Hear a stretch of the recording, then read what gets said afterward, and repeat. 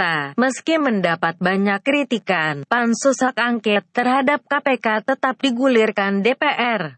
Pengamat tata negara Refly Harun menilai pansus angket ini hanya dijadikan sarana untuk mengganggu fokus KPK yang tengah menangani kasus-kasus besar, termasuk korupsi EKTP. Kasus korupsi EKTP sendiri memang menyeret banyak nama anggota dewan. Pansus angket oleh DPR disebut sejak awal sudah cacat hukum dalam prosedur dan tidak sesuai substansi. Harusnya ada upaya pencabutan, bisa paripurna atau pengadilan.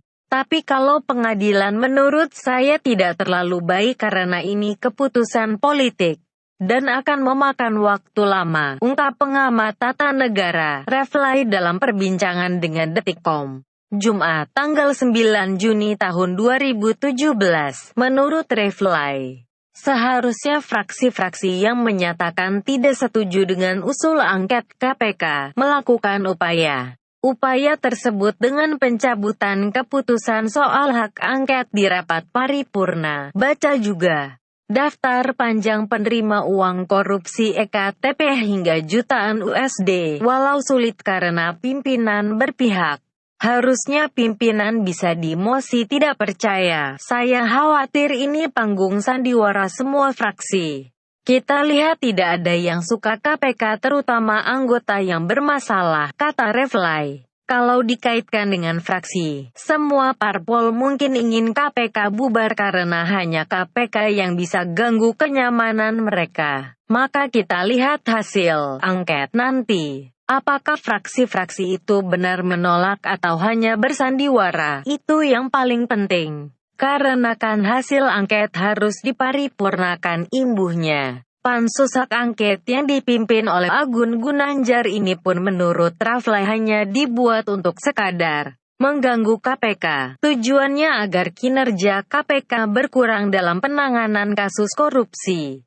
Pansus ini sekadar ganggu KPK agar fokus KPK bercabang, maka energi itu akan berkurang. Karena kalau misalnya KPK fokus, tokoh-tokoh yang diduga terlibat bisa jadi cepat diproses, sebut Refly. Baca juga 240 M dari total uang korupsi EKTP jadi bancaan anggota DPR. Salah satu kasus besar yang saat ini tengah ditangani oleh KPK adalah kasus korupsi EKTP.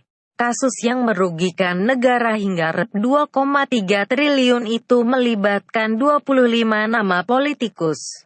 Sebagian besar dari 25 nama itu juga masih aktif sebagai anggota dewan. Bahkan ada nama anggota DPR yang tidak masuk dalam dakwaan KPK, tapi ikut terseret juga pada kasus ini. Sebab anggota fraksi Hanura Miriam S. Haryani yang menjadi tersangka pada kasus itu disebut mengaku kepada penyidik KPK mendapat tekanan dari beberapa koleganya. Ada 6 anggota Komisi 3 DPR yang dikatakan mengancam dan menekan Miriam.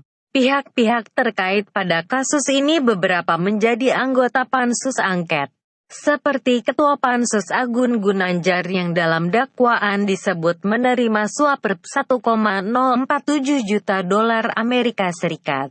Kemudian Masinton Pasaribu dan Bambang Susatyo, 2 dari 6 anggota Komisi 3 yang disebut menekan dan mengancam Miriam. Untuk itu menurut Refly, konflik kepentingan akan ada dalam proses angket terhadap KPK. Konflik of interest pasti ada. Karena itu KPK tidak perlu menggubris tuturnya.